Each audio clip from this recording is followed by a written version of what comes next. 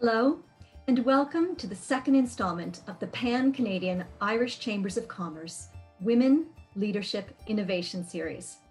My name is Lara Murphy, and today I'm coming to you from Toronto. The Pan-Canadian Irish Chambers include Vancouver, Calgary, Toronto, Ottawa, and Montreal. Today, we are shining a spotlight on Canada's construction industry, and in particular, Irish women leading in this sector. We have two guests to share with you today, Mandy Rennehan and Lara Murphy. Our first interview is with Mandy Rennehan, founder of Freshco.ca, not the grocery store. Mandy, also known as Bear, is called the blue-collar CEO for her ability to seamlessly navigate between the white and blue-collar worlds and to respectfully tell it like it is.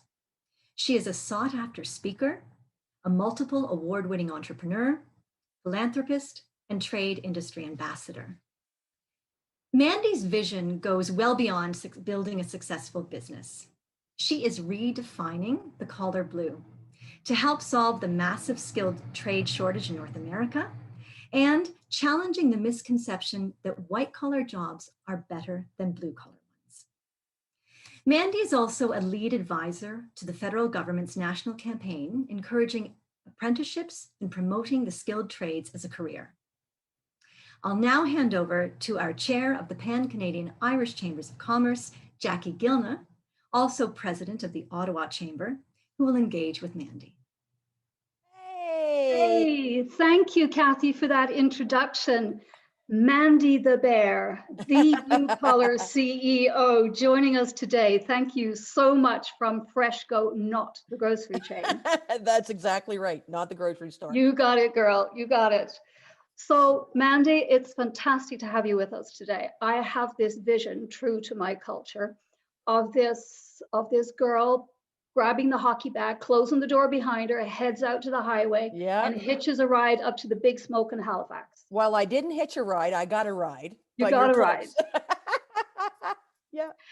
So, I mean, that's an East Coast thing too. You know, are you going that way? Is somebody going to the city? You know, back then, I mean, we barely had a McDonald's in our town. So, you know, some people just went to the city to go to McDonald's. So that was so definitely there was no shortages of rides. Well, if McDonald's was the big thing, how did this young lass get up there and start this company and fund it and find the guys to come and work for this girl? Yeah. Just tell us the short version of that, because there's so much to talk about.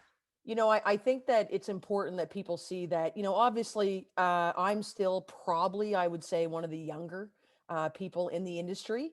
But back then I was really young.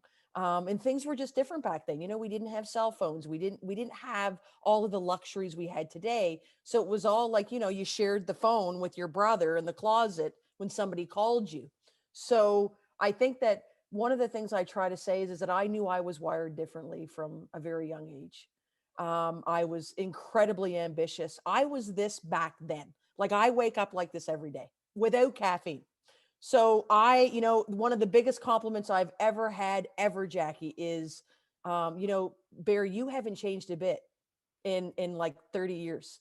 And so when you look at back then, growing up on the East Coast, I literally had a fascination for not only making my parents' lives better, because we all know about, you know, when there's not enough money and, you know, being in a lobster, you know, lobster village, that everybody relied on them, those beautiful things we love on our plate right now. When there wasn't enough of them, we didn't know when the next batch of groceries was coming, Jackie. And so there was me and three brothers. I didn't have a hope in hell of being feminine, you know, so there was all of us. And, you know, when we used to see my mom come up the stair, you know, up the driveway with all those plastic bags in the back of the car, I mean, it was like Christmas for us.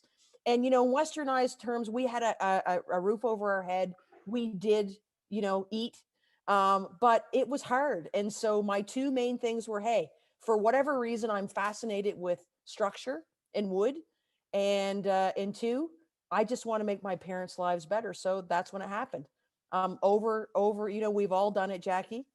is I'm overhearing my dad talk to some of the guys out in the driveway, and he's like, "Hey, those little kayaks, not kayaks, like kayaks are actually a fish.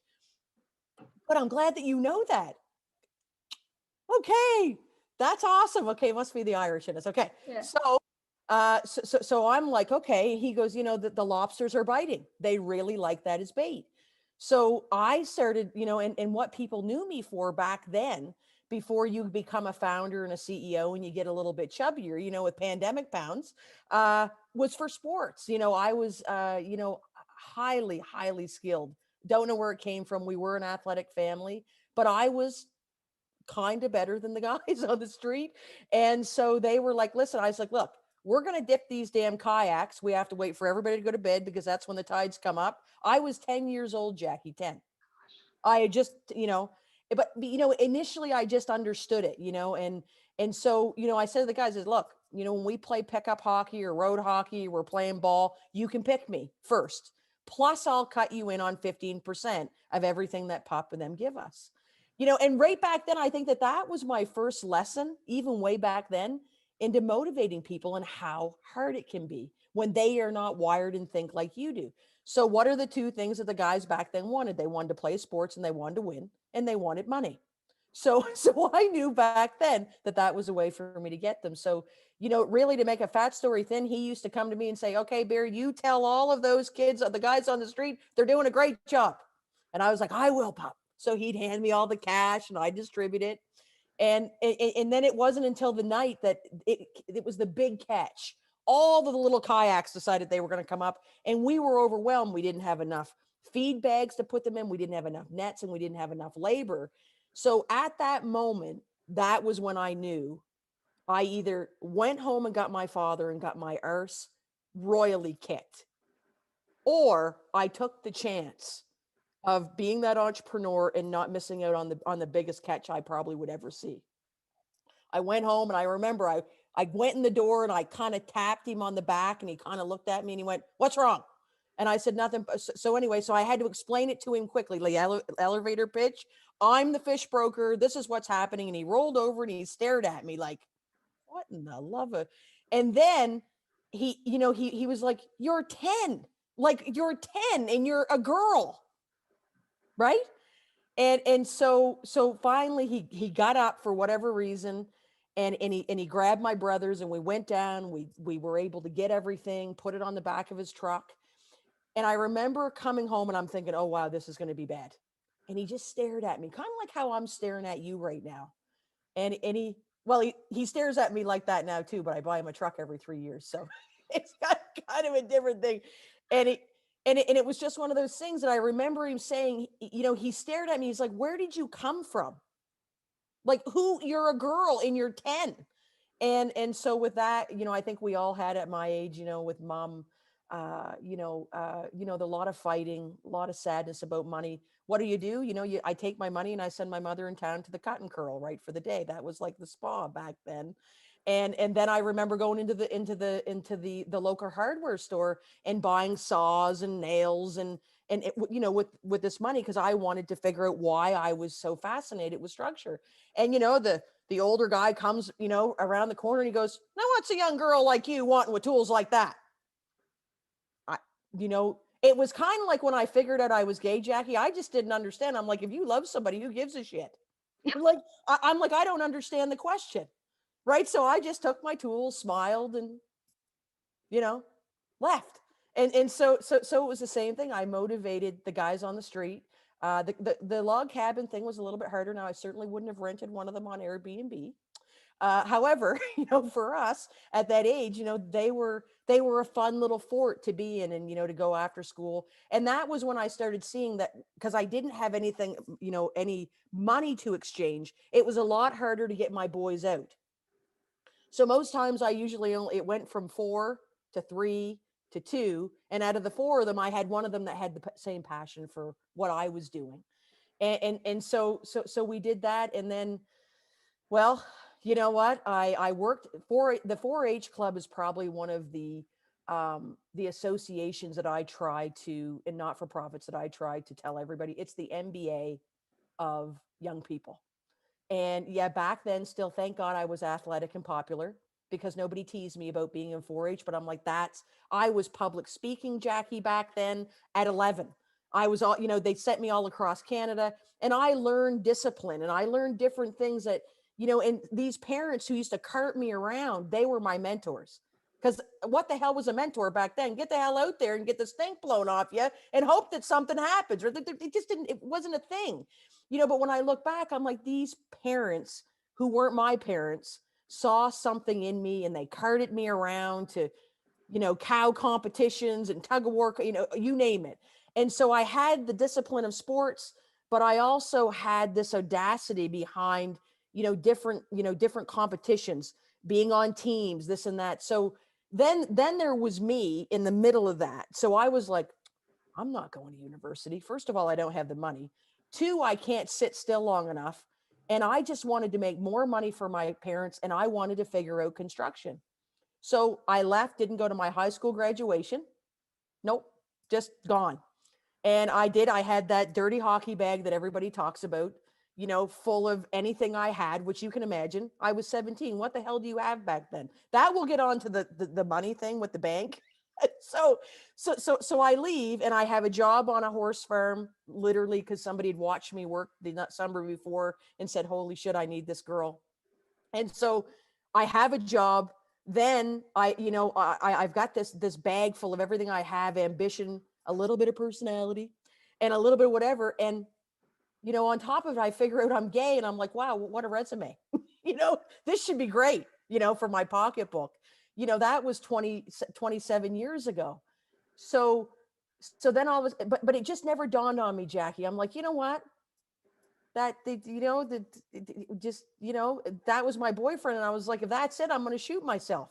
So Mandy, you brought a unique value yeah, proposition, and that unique value proposition in today's world of the ecosystem of startups was something that nobody else I've heard of has. The unique value proposition was you.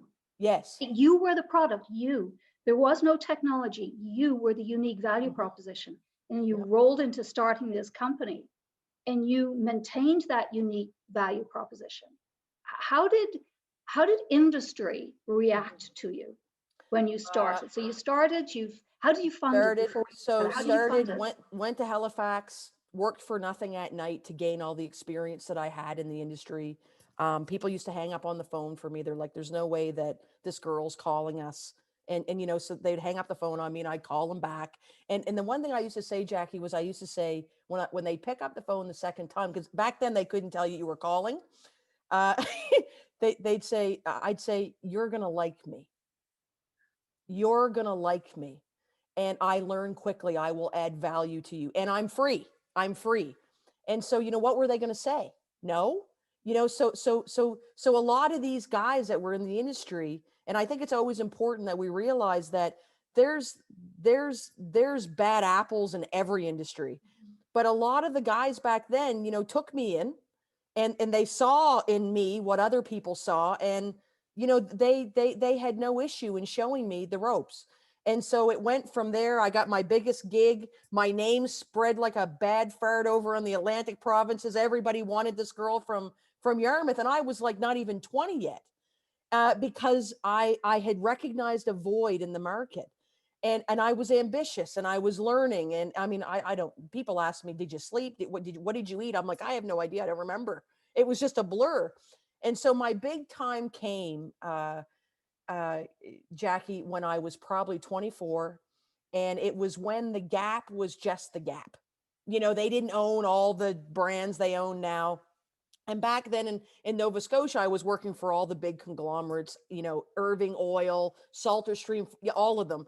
But the Gap was that trendy retailer, like everybody wanted Gap jeans back then. And so they were like, listen, come to Ontario. We'd love to, get you into. So that was a big move from the Atlantic provinces to Ontario. So I was 22, 23.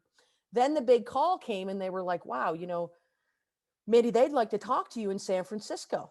Like whatever you're doing it's like your regime is working. And so anyway, what do? Jackie, when you're excited and you don't know what you're going to do, you call your friend from Newfoundland. So So I call my buddy and I tell her what's happening, and I hear all this in the background. I'm like, what are you doing? She goes, well, I'm packing my suitcase by. We're going to San Francisco and I'm going to be your secretary. So funny. So anyway, she's like, you can't go dressed like that. We got to get you some clothes. We got to, and so I just remember thinking, okay, this was probably a good thing. And, you know, all we'd ever known from San Francisco, I mean, I hadn't even had a garden salad from, you know, like until I was 21. You know, we grew up on, you know, chowders and stews. And so this was a real, like, wow, San Francisco, you know, it was surreal for me. And so here we are, me and my Newfoundland friend, sitting on Folsom Street in San Francisco, overlooking this bridge. And a guy came out with a headset on, and he said, Canada, you got 7 minutes. So my friend next to me, being a Newfoundlander, calls him a dick for being rude. And I'm like, don't stop calling people names. And so then I get up, no word of a lie, the pants that she just bought me, I could barely walk in the shoes she bought me then.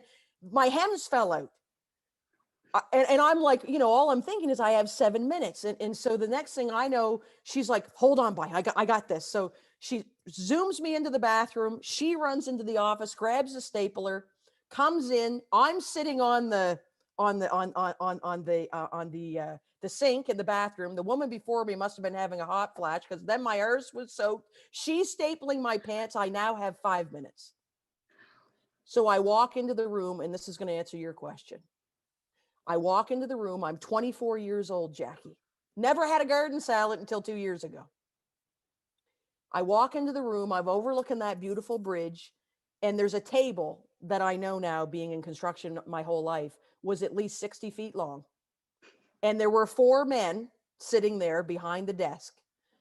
And they were like, well, hello there, Mandy. You know, we've heard great things about you. And right at that moment, I was like, okay, do I become a little bit more corporate, or do I stay me? Not that I knew what corporate meant. I just knew that there was another way to not be me. Mm-hmm. And I just looked at them and I said, well, boys, I said, I must be something, because I said, you guys just don't fly a lesbian from Canada across the country for nothing. Jackie, they stared at each other. Their faces turned beet red. And then I'm like, oh shit, Bear. Then they howled and they howled and they howled, and they were like, this is going to be the best meeting. That 7 minutes turned into an hour.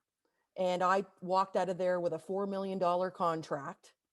And it was, and people ask me it all the time. They're like, Mandy, have you ever thought about not being you? Well, why would I? You know, because the idea is that what we try to do is we try to, and I know, Jackie, that you see this a lot too. People look at people that might be successful and that might have made it, and they're like, you know, I need to be like them. And my whole thing is that success is a word that I think is shit, to be quite frank. The word that I use that's really the ultimate, you know, I would say apocalypse behind entrepreneurship is consistency. Being consistently you, day in and day out, and how do you become a better version of you, but never veering from that. And so as time has gone on, I mean, up until probably, you know, until this tornado just hit us in this pandemic, I've never been anything but me, and I've never advertised a day in my life. And I've built this company on my name and who I was. It had nothing to do with the fact that I was female, I was gay. People saw me, period, the end. And I think that that's very important when we're educating and mentoring our young people today, that they matter. You know, and in this book that they have coming out on me, one of the chapters, so Jackie, you're going to love this. They even called me and said, Mandy, are you sure you want this to be a chapter? I said, it's important. And it's called Corporate Constipation, and how the corporate society has taken all this talent and shoved it in a box and told it what to wear, how to say it, what, you know, what they can strive for. So that's my question on, have I ever veered from being me? Never. I think that is the key to success. absolutely what you're saying. If you look at the corporate world today and you look at the startup ecosystem, we're bringing people together, and the groups are being shaped and formed and trained, and there's phenomenal programs to support that. But ultimately, if you're not you, you're selling you. People want to be with people who will succeed. And because you have this authenticity and you are who you are, and you believe in yourself, and that's come across so much in the reading and obviously some research that I was doing about you. And I know a little bit about South Shore. So I was pretty pumped when you said that you would join us today. So when we look at sort of educating people and influencing change, women in construction is still a unique factor. If you drive down the street, if you see one in a big construction job, that's even unique. It is improving, and I understand that you have a particular passion to change that. So how do we encourage more women to join the trades, to see it as a career, as a professional career, and what can we do to improve its attractiveness to that cohort of young women coming out? I think that, I come at, a lot of times I talk to schools and I'll come out and I'm like, who wants to be a millionaire? And they're like, me, right? Because I think we have to understand what our young people and young women, especially, are seeing. And they're seeing that, hey, you need to be successful like this. You need to be somebody that everybody's liking on social media like this. And let's be honest, we've been taught in our society, Eastern Europeans, right over to Canada, US, hey, if you're going to be somebody in society, you need to be an academic.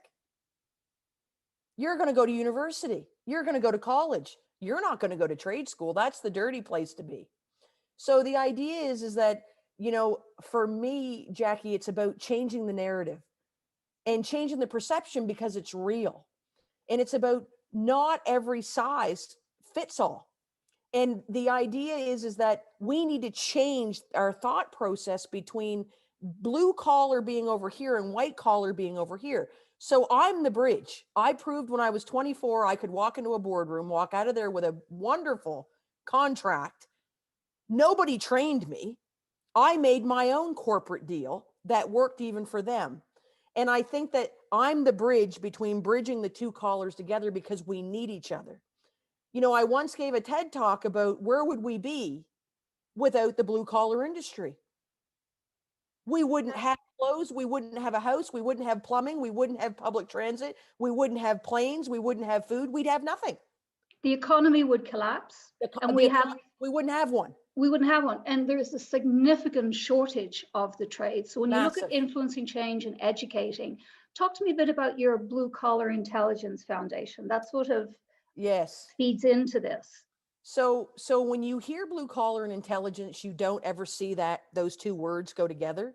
And I think that one of the things that I'm trying to do, other than showing, hey, all this in a bag of chips, and I'm blue collar, I have young kids go, but Mandy, you wear great suits and shoes and boots. And I'm like, so I'm classic, but I can't be blue collar, because they're showing that blue collar is only dirty old overalls and pants. So the idea is that right now, when you look at the intelligence that we have in this industry, it's off the charts, Jackie. So I'm educating people on the sexiness behind the industry. Like when you look at all of the technology, the robotics, all the stuff that makes people go, wow, I will be on BNN or I'll be wherever it may be. And they're going, I want to come to your side of the tracks because I'm bored out of my mind. I'm like, yes, because what it needs, Jackie, is marketing, credibility to look and say, you can be me in your own way. You can build a business, because blue collar and trades goes with entrepreneurship. It's just a given. And so the idea is that I'm showing them the other side of it that nobody's ever shown them before. And when you see some of my girls come out of the shop, Jackie, they got their overalls on, they're creating the most, like the sexiness that you're on social media and you go, wow, that's what I want in my house. And the next thing you know, they're coming out with a pair of high heels on, jumping in their BMW, and they're going out to martini it up with their girls. Does anybody ever see that when their young girl is making a decision? No, because we're really poor marketers at best. But in this industry, there's a lot of humble people that just do what they do. They don't think it's important because people have shown them that they are second-class citizens next to academics. And this is where I look at people and I say, I'm not against academics. I actually am one myself. It's the point that not every child and female out there wants to be sitting behind a desk. They want to be using their head, their hands, their mind to create, see things that are tangible, but it's not being marketed that way, Jackie. So when we look at how, absolutely, it's not being marketed that way. So there's a perception and you're influencing the change in that perception. Let's hone down a little bit on existing companies and corporations. There's a lot of bullying and in the workplace that still exists. Yes. And, you know, there's minorities within minorities and they really suffer. So how do we protect against sexual and gender discrimination and be more inclusive? And I refer very much to your 2017 keynote speaker event at the LGBT Americas Summit. And listening to some of the recordings from that, there's so much can be transmitted and disseminated within corporations here in Canada. What are the two things you'd like to see embedded into corporations to help this, to help the minorities within the minorities? It's easy. You just cut off the money. And so I will tell, I'm just going to be straight up and tell you, Jackie, one of the things that you see in government, when you look at my industry as a whole, there is so much money that flows into our industry from the governments with infrastructure, maintenance, this and that. Same with corporations. Corporations ultimately are the consumer is their customer or is their boss. And so at the end of the day, what we're starting to see happen, I say it very gladly, is that we're saying no. The government's saying, if you don't believe in diversity, if you don't believe in the ROI behind inclusion, if you don't believe in equity, that it doesn't matter what you're packing, whether you're male or female, you're either a talent and deserve this pay or not. All of the people that are the biggest entities that control our economies are the ones to start the change, Jackie. And it's starting to happen. I'm seeing it in retail. I'm seeing it with the governments, is that now everybody's looking and going, wow, this is a mandate. That we can't fight our way out of this no more. And so I wouldn't say it's two things. I would say it's one thing, is that human beings, we've been taught, and what everybody wants. It's no different than when I go on TV and I'm like, hey, Bay Street and the New York Stock Exchange needs to listen to what I'm saying. And they're like, but why? I'm like, well, without the blue collar in the trade industry with this massive shortage, what do they have to trade? Because the thing that's keeping all of us CEOs up at night is we don't have enough people to do what the economy and what the consumer wants. So they better want to add to this, or they're not going to make money. So the sad part is that money comes first sometimes, Jackie, and ethics has to really push it to move it. And so what I'm seeing is that everybody has said enough. There's been enough people beat down that advocacy door to say, this stops now. Me being one, as you can tell, I am not a quiet one when it comes to principle. And the idea is that right now, I've always used playing ball, and anybody on here is going to laugh at this. I played ball with a whole women team. I thought I would die. As soon as I did a mixed team, I loved it with men and women, because I've never been about segregation. I've always believed that men and women equally together is what every industry needs. And so I'm educating all the guys on, this is why you want more women. And it's not just because of gender parity and because of this and that. It's because they have a skill set that you'll never have. And I'm a pilot project that went really right. And so when they start seeing, when you send a female out on a job site, they're like, oh my God, wow, why didn't we think of this before? And so it becomes, once we're building that pipeline with men and women, the companies right now, more than anything, Jackie, have to be the ones that put these type of platforms, human resources in place to support the influx of women and minorities coming into their companies. And they need to be held responsible by that, by the business owners that are sending out these RFPs, to saying, this will not be tolerated. This will not be tolerated. And this is not tokenism. You need to believe in this. You need to spend so much of your money on creating these type of environments. And so I'm excited, Jackie. We got a lot of way to go, but I can tell you, even from a year ago, I've watched the needle come about 15 to 20%, which is massive. So that man that lost his life in the United States with somebody's knee on his throat will never die in vain, because he was the precipitus behind this genesis of enough is enough.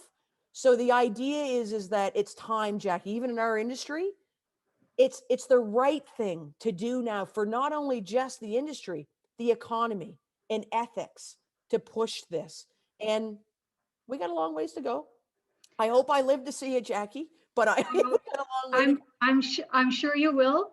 I have a burning question I wanted to ask. And, you know, one would normally ask, okay, what are your tips, Mandy, for everybody? But obviously it's very true what you said. Just be you, be real.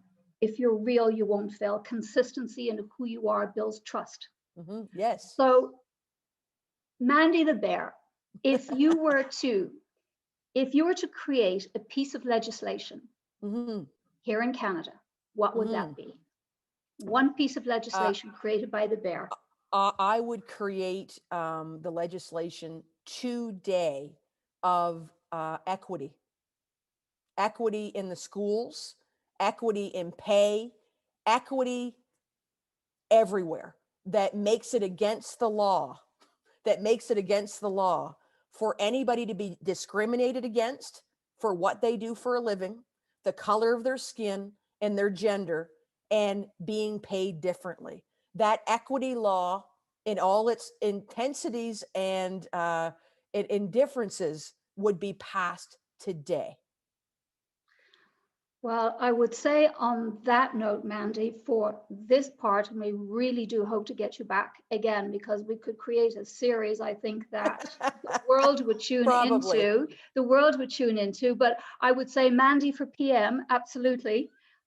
Equal work for equal pay for work of equal value, and equality for all.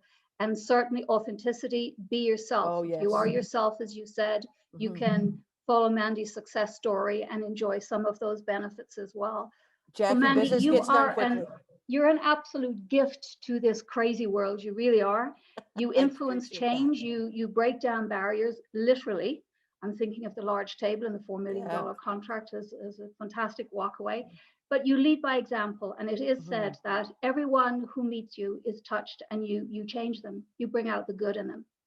So I'm sure that our listeners today will take away all that you have said, be motivated and be inspired and be impassioned to give as you give and have given. You're true to your heritage. You're a giver. Yes. Mandy, on that note, we have regretfully come to the end. You're a? And a drinker. And we'll be headed down to the South Coast, all the chambers down to the South Coast. Yeah. So regretfully, we've come to the end, and all I can say is thank you so much. Gur mila mahgat, merci, and be well. Thank you. Nice meeting you, Jackie. Take care. Thank you, Mandy. Hello, and thank you very much, Jackie and Mandy. That was great. I am delighted to be here today. My name is Lorraine Regan. I'm president of the Ireland Canada Centre for Commerce in Calgary, and I am very excited to welcome from Calgary Lara Murphy with us today. Lara is quite well known in the community in Alberta. She is the co-founder and director of business development and strategy for Calgary's Lara Murphy Construction, where she has managed numerous multi-million-dollar projects of corporate, commercial, healthcare, and in residential construction. She has always focused on a cooperative leadership style to create a more transparent and educational company within the industry, and has emphasized that open and positive communication are paramount. Ryan Murphy Construction is the only female-owned commercial construction firm here in Calgary. And we are delighted to welcome you here today, Lara Murphy. Thank you for joining us. Thank you, Lorene. I really appreciate it. Thank you so much for the introduction. You're welcome. We are excited to have you part of this pan-Canadian women-owned business initiative that we are running. And I wanted to start today with asking you how you got started in the construction industry, which is traditionally really not as well known for female founders and business owners and people who run it. So tell me about that. Yeah, sure. I mean, I'm sure everyone enjoyed hearing Mandy's story and her journey. And we do share some things in common, both being from the East Coast of Canada and getting our starts quite young. And she's certainly a hard act to follow, but I'll do my best. So, honestly, it was a interesting childhood in that I had a very keen interest from a young age of construction and how things were built. And my mom would often tell me that I, as a child, would wish at my superpower to be X-ray vision so I could understand how things were built, my school, my church, and even our own home. So I was quite fascinated with a light switch on the wall and how is the light in the other room, etc. So just from a very young age had an interest, and I was fortunate to have parents that fostered that interest. And my mom was quite smart because I had quite a bit of energy, and she channeled that to help her do things around the house. And my dad was a business owner and quite busy. And in that time frame when I was a young child, it was a great opportunity for me to do some of those things that traditionally a dad or a boy, a man would do. And they really allowed me to just experiment. And being the oldest child, I had kind of free reign of the house when I was babysitting my younger siblings. So it wasn't uncommon for them to come home and for me to have switched out a door or tried to switch a light fixture. And I've suffered several shocks. So if you notice a facial tic, don't be too surprised. So yeah, it was really an interesting journey that started quite young. Thank you. You must have been an interesting household to be in with the various changes that you would make as people came back home. So I can only imagine. And interesting too that your mom and your dad were so encouraging. I think that is such a common thread between women in business when it comes to having the courage to try. Often it comes from those initial nudges in the right direction by You're right. strong women in our lives. So what brought you to Alberta? Well, it's kind of an interesting transition. So as a young girl, when I had my first business at 16 and handing flyers out door to door, at the same time I played soccer very competitively, and that definitely bodes well to a lot of my leadership skills and team spirit that I was able to develop from a young age. And mostly, to be honest, learning how to lose and getting back up again and doing it over and over again.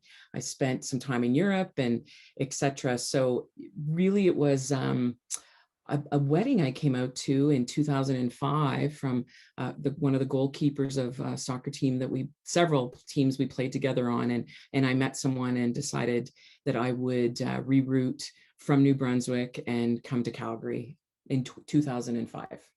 Came here to Calgary and you were able to, did you go to work with another company or did you right away say, I'm going to start my own business?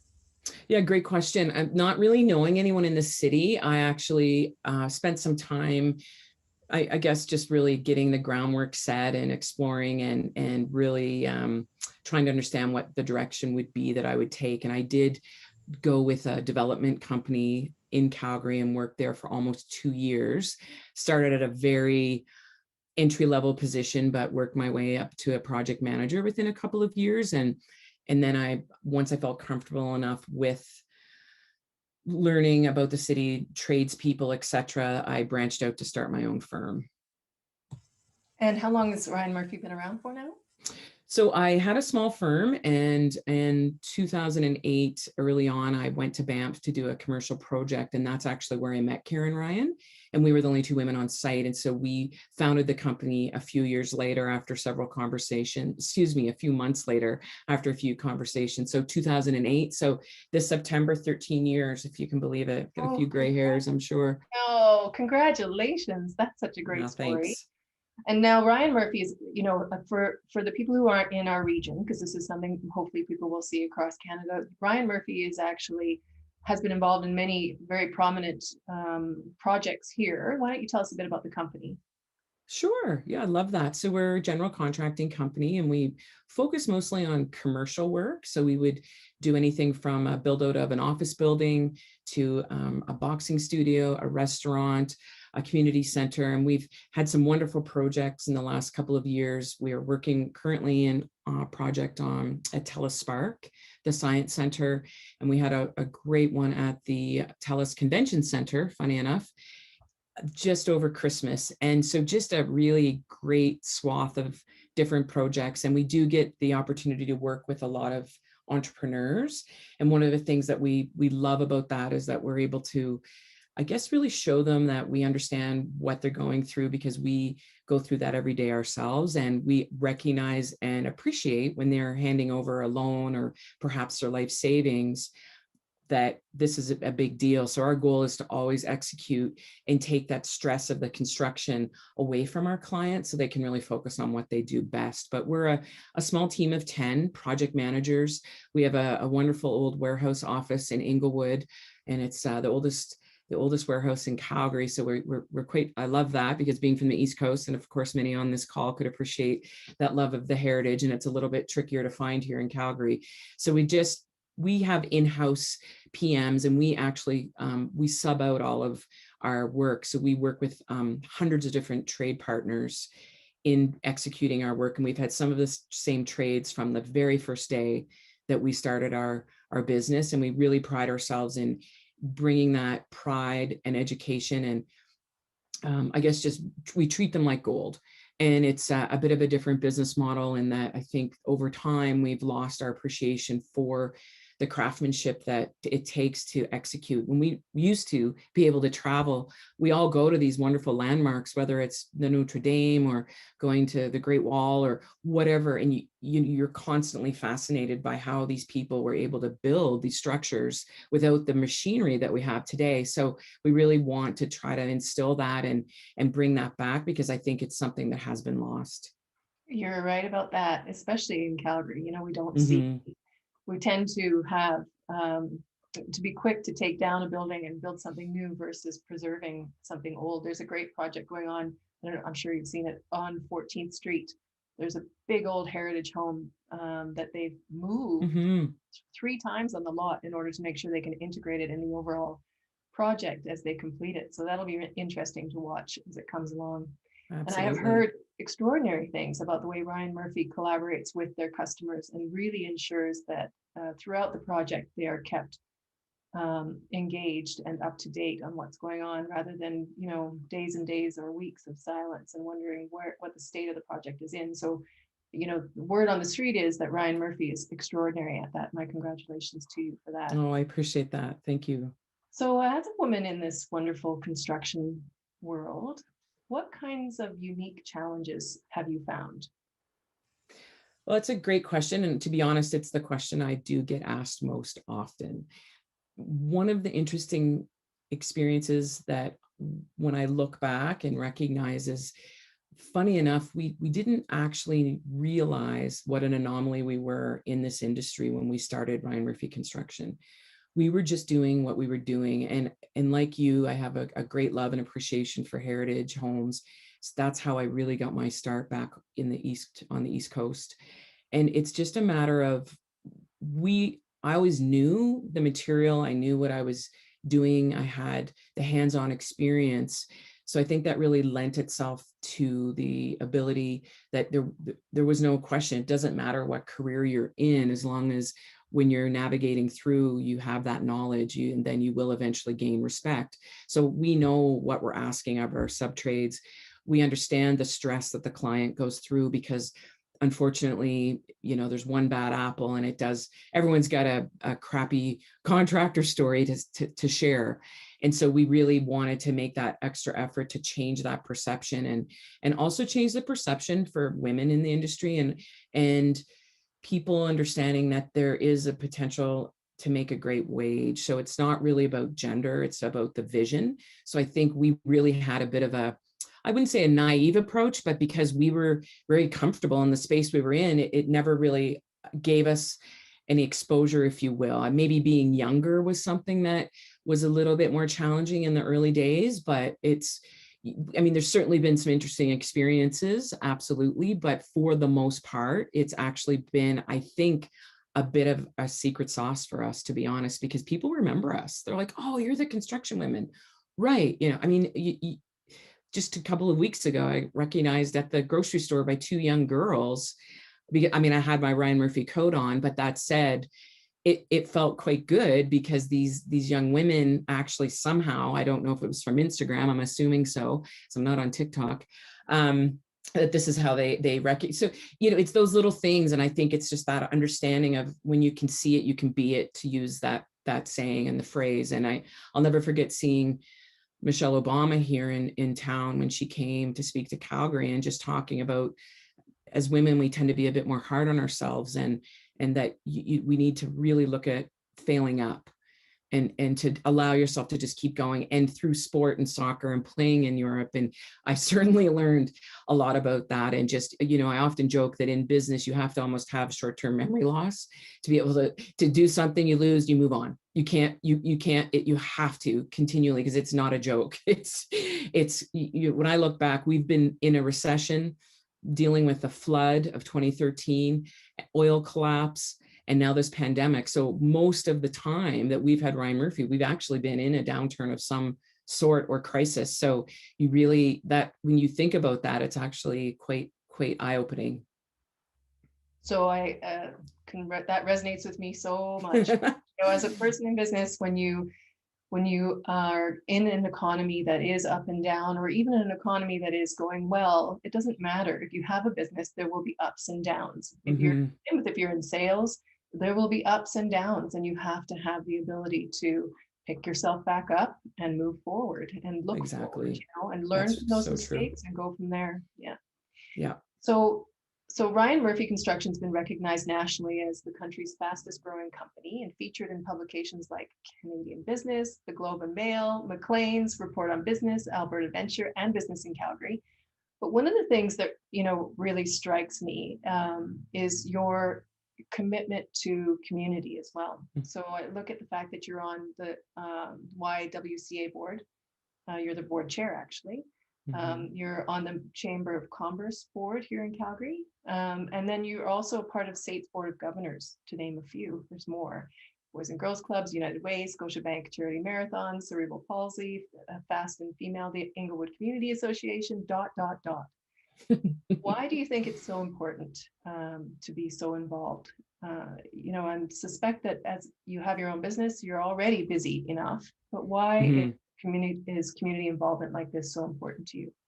Yeah, you bet. I don't sleep a lot, but it's one of the things that I think about COVID, and I think about where we are, and the collaboration and community have been things that have come up over and over again. And not being from Calgary originally, I believe has actually been an advantage for me, because when I moved here and was starting over, it really forced me out of my comfort zone, and it gave me the opportunity to join associations, learn about business. And I can't say enough about how welcoming and strong the entrepreneurial spirit, community, business in general is in Calgary. The perception may not be that, but if you look up the stats, I mean, we are a hugely entrepreneurial community. And I had so many people that scurried me along, helped me navigate, and gave me the ability to just move in a space that I didn't know really anyone in. I didn't have a ton of connection. So for me, it gave me that chance to give back. And I think, you have to be a bit of a weirdo in a sense to do this kind of crazy business. And so, that constant feeling of wanting, I don't have children of my own. So perhaps there's a bit of that idea of being able to give back. And I know the impact that a coach, a mentor, a teacher, a parent can have on you with a few simple words. And when I look back at my own career, it was my soccer coach. I mean, I ran a construction company, a small one, but one every summer through university. And I'll never forget, I had the balls, we're walking down to the pitch, I was carrying them. I was, when I was the captain at the time, but it didn't matter. And he said, Lara, I know you want to do law, but have you ever really thought about construction. You run these companies every summer. And it never even dawned on me. I never even thought I would do it. Was no, I'm going to law school. I'm doing, so it's the ability to look a little bit outside of the guardrails that are placed upon all of us and just have a different perspective. And so I don't know if that answers your question, but for me, it's become so important because you just never know what difference you can make, and to learn about some of the struggles that different women and men may go through, or people, individuals, however they identify, and the ability to get my hand in the pot with some of the younger students, maybe help some victims of domestic violence by doing some community work, and really try to move that needle forward. Because I think for all of us, we've had time to really consider that, and we knew we moved the needle a bit, but I know for myself, I thought we moved it a lot more, and we will see a lot of the disparity around how this pandemic will affect women moving forward because of those frontline jobs and positions. So I think it's so important, because for me, it is all, I love people, I love community, I love giving back and learning. It's fascinating. And so it's just sort of second nature to me to be able to do that and give some time in order to make a difference, hopefully. Well, and that shows through. You're very accessible. I think, I remember the first time you and I sat down for a coffee, it really was a phone call. And then we met. It was that easy back a couple of years ago now. Yeah, that's right. But you're right about Calgary being that very entrepreneurial city. It is quite easy to be able to connect with people and get to know them and see, whether to learn from them or do business with them. We're very lucky to be in an atmosphere like that. But overall, you've really turned what some people might think of as disadvantages, or maybe not things that really would help you move ahead, into advantages, like moving to a new city, being a woman in an industry that is predominantly male, et cetera. You really take that and make it to your advantage. So I really admire that. Congratulations on that. I appreciate that.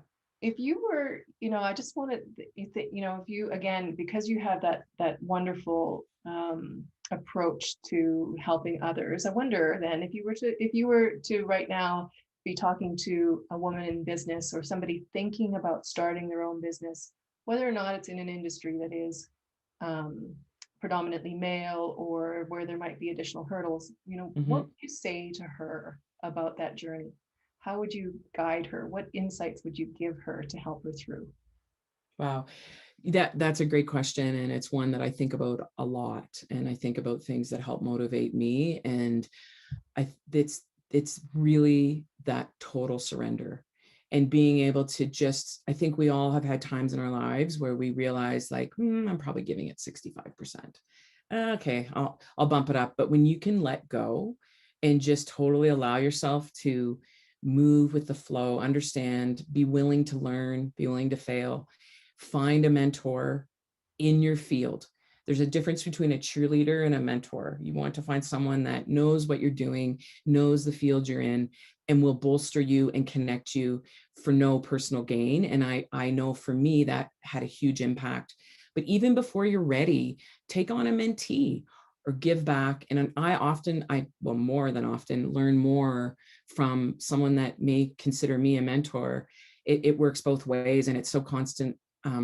Just with that learning aspect, that's so important. And I'm a bit of a nerd when it comes to that. I enjoy it. I have several books on my nightside table that I rotate through, but just being able to really willing to learn, and to take that chance and just go for it. I mean, life, this isn't a dress rehearsal, as they say. So it doesn't matter, you can do it.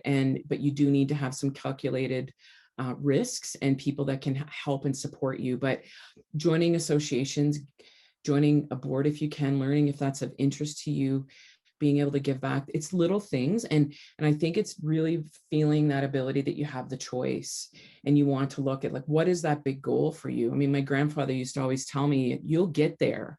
You'll probably take a different road, and it won't be what you think at all. And it'll go fast, but you will get to that end destination. And I mean, we used to race go-karts together, and he always let me win.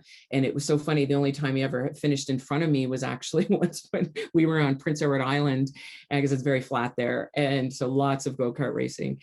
So he used to do the dairy swirl with his hair, and I didn't know, I was just a young girl. And this one particular time we were on the go-karts, his hair came out from under the helmet, and it totally shocked me because I thought he had long hair. So I kind of went off the track and banged into the tires, and I was fine. But then by the time I got to the finish line, I was like, Grampy, what? And he said, well, yeah, that's how I cover my bald spot. But it's just, so I always think of that metaphor because, you know, we were always racing go-karts together, God rest his soul. But he was someone that gave me a lot of advice on life and how quickly it will pass by. But you'll get there. You have to be open and to being not only uncomfortable, but being able to learn and continue to look for those people, because none of us know it all. We're going to make mistakes. I mean, Karen and I built this company with tribal knowledge. We started hands-on. I mean, I went in the early days, I was at the dump so much that the people at the weigh station knew the name of my dog. Like we were really in the thick of it. So thinking we were nuts and, oh my gosh, what are we doing? This is so ridiculous, but we made it through bit by bit. So I think it's just that willingness to really know you're committed to what you want. Absolutely. Absolutely. My mom used to always say, be brave. Be brave. That was, you don't know if you don't ask. You have to be willing to be brave. And sometimes that can be the hardest thing, picking up the phone, making that call, showing up at that event back in the day when we would have these live events we would go to. Can't wait. But exactly. But just make sure you're brave. Don't be too afraid. We're all the same when it comes down to it. Mm-hmm. So just on that note, you mentioned be a mentor or find a mentor. So on that though, I just wonder, do you have any advice on how people can find a mentor and then how to manage the relationship with the mentor so that it is something that is going to benefit them both? Because I find that sometimes I've been asked to be a mentor and I will never hear from them. And I think part of it is they're afraid to reach out. They don't want to bother you because they think you're busy. So how would you recommend, if you do find one, how would you recommend they structure that relationship? Yeah, it's a great question. And I really believe that sometimes you don't even have to actually structure anything, and you don't really even need. I've probably had so many mentors in my life, or individuals I consider mentors, who may not even understand or realize that that's what they gave me. So it depends a bit on the nature of the relationship from the onset. But I would say if you're looking for specific advice, if you're looking to expand your business, grow internationally, I mean, certainly finding someone that has that experience or knows people they can introduce you to, but perhaps finding the time and the willingness of both individuals to put down, hey, okay, this is a couple hours a month is our video, or we go for a walk. I've had several back in the day. We would go to boxing class together and have, that few minutes before and after to chat about how business was or catch up, and then actually get a workout in between. And I look forward to those days again. But certainly, I think the best part of, or one of the positive things about having that relationship, and especially in this time, is that we can be more flexible. There's more of an appetite for online video, Zoom calling. So really that willingness to make it work however it does for both people, because everyone is busy. And if what I'm reading will be true, that it'll be like the roaring 20s again after everything opens up, it'll only get busier, but therein lies such opportunity. So really being clear and concise and outlining what it is your expectation is as either a mentor, as a mentee. And I would say most of the individuals that I was able to learn from or ask as a mentor, I met through different events that I would go to, and I would perhaps take the time to introduce them to someone I thought that they could maybe have a symbiotic relationship in business or life, and then being able to circle back. So doing things that you don't always feel, or they don't have to be calculated. It's just really try to connect people and give back, and understand that by doing that, you inadvertently create a path for yourself. But if you have an expectation of a certain amount of time from a mentor, absolutely identify that, speak to it, and talk about what your goals are, and be willing to put those on paper, speak about them, and the challenges that you see ahead of you, because there's so many wonderful initiatives happening right now in not only Calgary, but I feel throughout. And it's really exciting to see, because again, I think we've had that chance to look outside of the guardrails, if you will. And so I'm seeing collaborations and efforts in how we can maximize our efficiencies. And well, why can't we do it this way? And again, that appetite for technology that can actually bolster all of our businesses and business lives, whatever you're doing forward, if that makes sense. It does. Thank you. Now, I'm wondering too, that was great advice. Thank you. I think too, when I think about Ryan Murphy and what's going on, I think you and I chatted last time about you're not just in Calgary anymore, are you? So I wonder if you can highlight a couple of the projects you're working on currently, and then just let us know kind of what does your footprint look like when it comes to where you're operating? Sure. No, it's a great question. We are actually, we work all over the country. I would say up until the last year, most of the work was in Alberta and primarily Calgary, but we certainly do some work with different franchises that are national. And so we've had opportunity to do, spin studios in Toronto and in Vancouver, but most recently we've made a move into British Columbia more seriously with boots on the ground, as they say. We're working on several projects on Vancouver Island and the mainland. And so we've got a team there, we're establishing that, and the plan is to continue that expansion from the west east. And so it's been a great learning curve challenge, but our team is just, it's sort of a really interesting group of misfits, if you will. I think they'll forgive me for saying that have wound up in this crazy construction world. And it's so fascinating. And one of the things I'm most proud of is the team and how we navigate and are really like a family style of a business, but we're doing really interesting things. So we wanted to continue to build that footprint and expand it across the nation. And we are looking at different collaborative efforts to do that in a way that makes sense, and in a way that we can lead and hopefully bring other people along to really lessen that gender gap that we do see in our industry. And that is the big goal. It's one to really shake it up. I mean, it's through COVID, one of the greatest things that I saw within the industry was a lot more collaboration, whereas we were typically quite siloed. And that has been really great to see. So I would say that would be the overarching, is just to continue to grow, and of course, world domination. And of course, world domination. And on that note, just kidding. It's been really great chatting with you today. I was so excited to be able to have you be a part of this Women in Leadership and Innovation series that we're doing, and highlight what you and your team have really accomplished here, and to be able to hear your story and share it with the Pan-Canadian Chambers for Ireland and Canada here. So thank you very, very much, Lara, Thank you. for your time. I appreciate it. Thank you so much. I'm very much looking forward to seeing you out and about at some point in the near future, we hope. But in the meantime, be safe, and congratulations on all of your success.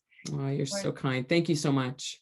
And we're going to hand this over now to Kathy Murphy, no relation as far as I know, although maybe down the road we'll figure out there might be some sort of relation. And so over to you, Kathy, and thank you again very much for your time, Lara. Thank you, Lorraine. Thank you, Lara and Mandy, for sharing your insights and your time with us today. And thank you to my colleagues, Lorraine and Jackie, for engaging with these most interesting women. Today has actually been a true Pan-Canadian Chamber event, because we came to you from the West and from the East, and our guests both hail from the East Coast. So I think we've managed to span most of the country. Now, we couldn't have done this in previous times. COVID has been challenging for most of us, but these have been the first moments that we've actually been able to bring you all together for Pan-Canadian events. So we are grateful for that. Stay tuned to your local chambers for more information on the Irish Chambers across Canada and our upcoming events. We can guarantee you 2 more in the 2021 calendar. From all of us, from Vancouver, Calgary, Toronto, Ottawa, and Montreal, thank you for joining. Enjoy the spring weather and stay well.